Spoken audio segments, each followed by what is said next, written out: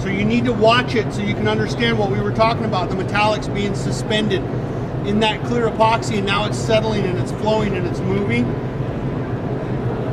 I want to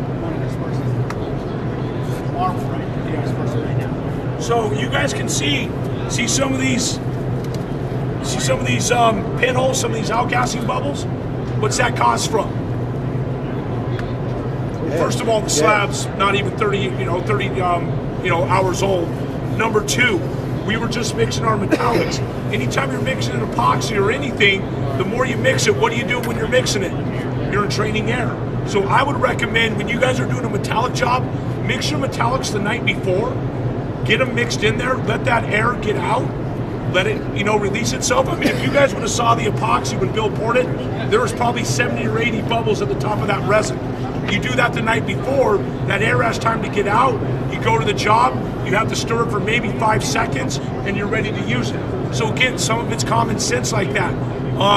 Number two, if you guys live in a colder area, you pick up the epoxy, it sits in the back of your pickup overnight, you show up to the job site the next morning, inside the slab temp's 70, your epoxy's 30 degrees, what's gonna happen? It's not gonna flow nearly this good, right? It's gonna be too cold, it's gonna be like peanut butter. So again, just some of those common sense things when you're using epoxies and urethanes and polyaspartics, you gotta abide by, okay? So with these little pockets, what do? What's one way to get rid of these?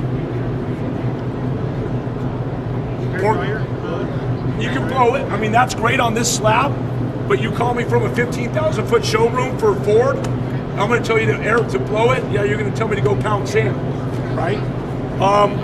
We could porcupine roll it.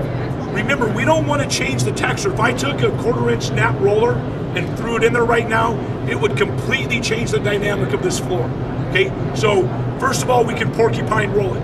That's what I like to do. No matter what, I like to porcupine it, because what does that do? Break surface tension. That's all we need to do is break that surface tension. Number two, we use a solvent to disperse over the top. You don't have to do it. I always like to do it on my sample boards because I know doing a bigger floor, I'm going to have a couple of outgassing bubbles. The concrete's thirsty, it's porous, maybe the temperature's going up, that concrete's outgassing, so I'm going to make sure I get that. If you guys want to come up here, I want you to take a look at this corner. Come a little closer. I'm just trying to show you the ins and outs of Metallux. See all these streaks? What does that cause from? Mixing the Metallux for about 2 minutes over there. Pouring it in, mixing it for 2 minutes, let's go, let's get it down. Okay? The longer you mix it, some people love it, some clients hate it.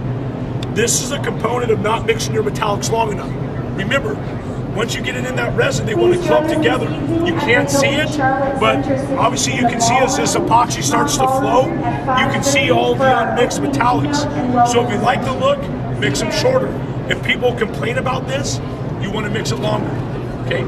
So I prefer to use isopropyl alcohol, so about 5 to 10 minutes later, we'll put spikes on, we'll spike out there, and we'll actually disperse isopropyl alcohol over the top of this epoxy, okay? So we're taking a solvent and putting it over something that doesn't like solvent.